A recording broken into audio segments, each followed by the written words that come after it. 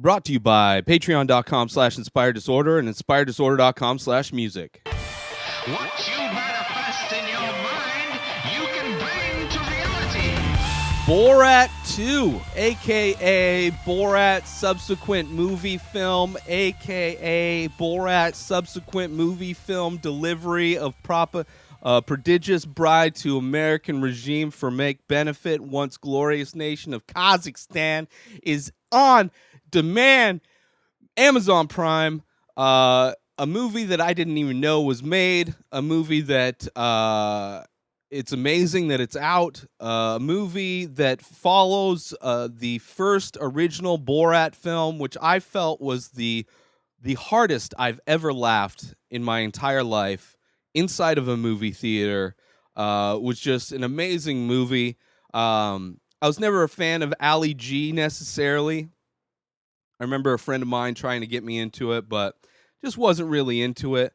However, Borat I loved, and that's probably my favorite Sacha Baron Cohen movie out of his movies that were spawned from the many characters from that show.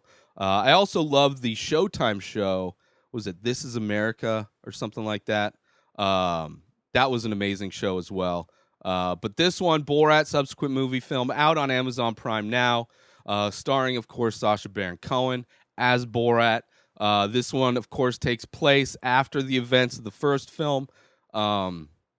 He is not well regarded in his home country of Kazakhstan. However, he is famous in the U.S.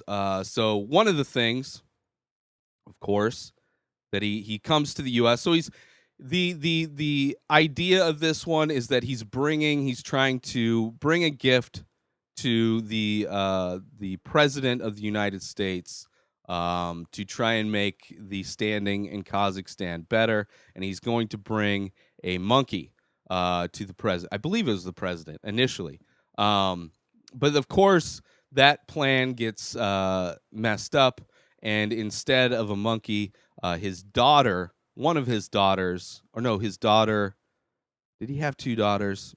I don't know. He has sons, I know that. But his daughter, 15-year-old daughter, stows away in the cage, in the crate that's supposedly transporting the monkey. She eats the monkey to survive on her trip over, and she then becomes the new gift, and the new recipient of the gift is Mike Pence. And Mike Pence is the recipient of this gift because we all know he is a pussy hound. And why do we know that? Because he's not allowed to be around other women without his wife present, right? Which is a true thing, but it's because of his insane religious beliefs rather than the fact that he's a predator necessarily. So it's a different dynamic. Instead of Borat here with his producer, who's no longer with us, it is his daughter, and they are going to try and give her to Mike Pence. And it's good. I didn't find this movie to have quite as many laughs or nearly as big of laughs as the original. Now, I don't know if that's because I didn't watch this in a packed theater full of people laughing along with it. Due to the coronavirus, the pandemic that we're in, movie theaters no longer exist for the most part. I watched it alone in my room. Probably the first thing I did, I watched it around noon. So it's not even like the optimal time. I wasn't high. I wasn't drunk. There was a lot of things that didn't contribute to me enjoying this potentially to its fullest extent. But I didn't feel like the jokes and the laughs were quite as big. And a lot of that is because the humor in this is, similar to the first one, where he's, kind of around a lot of conservatives, and then, kind of poking fun and putting them in situations. Whereas the first one, you really get to see how Americans are very welcoming and very kind of willing to be more kind of open to somebody from another country. Where this one, our country and culture has shifted quite a bit since the first Borat movie. Now that we live in a Trump America, hate and racism are very open. People are very comfortable to really let their hate out and let their racism show. And this movie really shows that, very similar to Sacha Baron Cohen's Showtime show. It's really showing that side of America, the ignorance and racism of America. And he lands in Texas. I think a lot of this takes place in Texas. Um, there's the moments, the kind of prank show type moments where he's interacting with real people. I didn't feel were it seemed like they went longer in the first one. This one, it relies a lot more on his daughter than him because he's so recognizable. Borat has to wear other disguises to disguise himself because everybody knows who Borat is for the most part. But you still get those interactions, like he goes to uh, get a cage for his daughter for her to sleep in when he finds out that she's stowed away, and the guy that he's buying all these supplies for, like, they're just unfazed with the fact that he's treating his daughter like a caged animal. um and I don't know, it is what it is. uh the interactions I felt could have been bigger. The big controversy in this one is the Rudy Giuliani scene, where his daughter is, it's towards the end of the movie. Spoilers. She kind of finds her independence as a woman, and feels like she can become a reporter as well, just like her dad. That women can do things. So she goes to, interview Giuliani, and the whole time it's a very awkward thing. Like, they don't necessarily point out the fact that she's 15 in that interview. Like, there's no scene where she's like, she's definitely flirting with him, and he's definitely being inappropriate with somebody that's far younger than he is. I think her actual age is like 23 or something like that. And you could tell that he's like flirting with her, and really trying to, he's trying to do the old creepy, I'm gonna try and get something from this young chick. And her whole dream is to be Melania, to find a rich American guy to give her a golden cage to live in, like Donald Trump did for Melania. Which is funny. There's a lot of funny parts of this. It's just disappointing that I live in a country where so many people are like outwardly hateful now. Like, Trump really opened the floodgates on people's ability to just be openly hateful.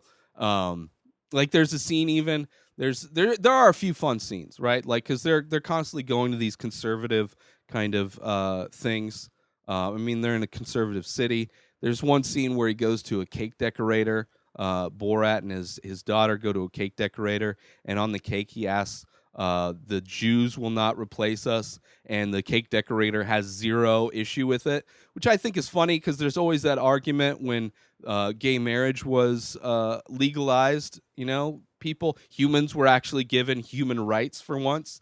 And the big thing is, like, cake decorators refusing to make cakes for gay weddings. Like, that's the line. They're unwilling to make a cake for a gay wedding, but writing on a cake, "Jews will not replace us," is just like not even phased the cake decorator. So I thought that was fun. There's a scene where they go to, I don't know if it's an abortion clinic. It's like a Christian abortion clinic. So it's a clinic where a family clinic, and I guess it's just to check on the health of your baby or whatever. And they're trying to, because at the cake place, the daughter eats a cupcake that has a little tiny baby decoration on it, and she eats the baby decoration. So when they go in there, he's like, "Yeah, my daughter has a baby inside of her, and I put the baby inside of her." And they're describing it like the dad fucked his daughter and impregnated her, and they want to get an abortion, and this Christian doctor guy is convincing them that that's it's too late. It's God's plan. Like, the fact that you raped your daughter doesn't have any bearing on whether or not she should be able to get an abortion. It just really brings up a lot of the kind of scary beliefs and things that the right wing people of this country hold true and near and dear to their heart. Another one was Borat goes to a rally. Of course, COVID kind of sparks during the filming, the making of this movie, and the whole storyline of this movie is very intertwined with the COVID pandemic, which I thought was good writing. I thought it really kind of brought the whole movie together. The end of it, where you realize what's actually happened, how this movie is tied to the COVID outbreak. But yeah, Borat goes to this convention, this rally, I should say, this right wing rally about how conservatives are being attacked for having to wear a mask, and the government or things being shut down due to a pandemic is like the liberals trying to attack them, and seeing all of their easily very similar to Nazi kind of propaganda and literal like sig heils and things going on in the crowd. It's just like seeing the reality of our country just makes me depressed. So there were moments that I know were made for comedy, or just not. It just bums me out more than makes me laugh, because it's like it's so true how horrible our country is. Not only that, but also with like the Quanon stuff shows up in this one as well. It's just a lot of different things. I really enjoy it. I think Sacha Baron Cohen is by far the edgiest comedian out there. Most comics just go on their podcasts and complain about freedom of speech and things like that. They're not actually going out there and doing things. They're not actually using their art form to progress whatever ideas they have. They just sit comfortably in their podcast studios complaining about it. Where Sacha Baron Cohen's really going out there and literally putting himself at harm to try and make his points. And I appreciate all that he does. And I enjoyed what he's doing with this movie. I just didn't find it quite as funny as the first one, because it's like the reality of our life is it's depressing to see that so easily obtained by him and shown, that it's a bummer. It's a bummer. But go check it out. Borat, subsequent movie film, out now on Amazon Prime. I highly recommend it. And I do think Giuliani was just tucking his pants in, but it was clear that he would have done far more if given the opportunity. If you want to help support the show, head on over to patreon.com/inspireddisorder. Become a patron for only $3 a month. You get to binge the full week of The Ray Taylor Show ad-free in both video and audio versions. You get a coupon code if you want to start collecting the many faces. And you can download the raw Photoshop files for all the Photoshops I do. It's only $3 a month. You get those benefits and even more. So head on over to patreon.com/inspireddisorder and sign up now. Also, if you want to get unlimited free music streamed to all your devices, join Amazon Music Unlimited free 30-day trial when you use my link inspireddisorder.com/music. That's 60 million songs. You can cancel at any time. Like I said, stream to all your devices. Sign up now for your 30-day free trial over at inspireddisorder.com/music. New episodes come out every single day. Subscribe on IGTV, YouTube, and everywhere else podcasts are found. Binge the full week ad-free over at patreon.com/inspireddisorder. Buy Ray Taylor Show merch over at inspireddisorder.com and follow the show on Instagram at Ray Taylor Show. Have a wonderful day, everybody. Peace out!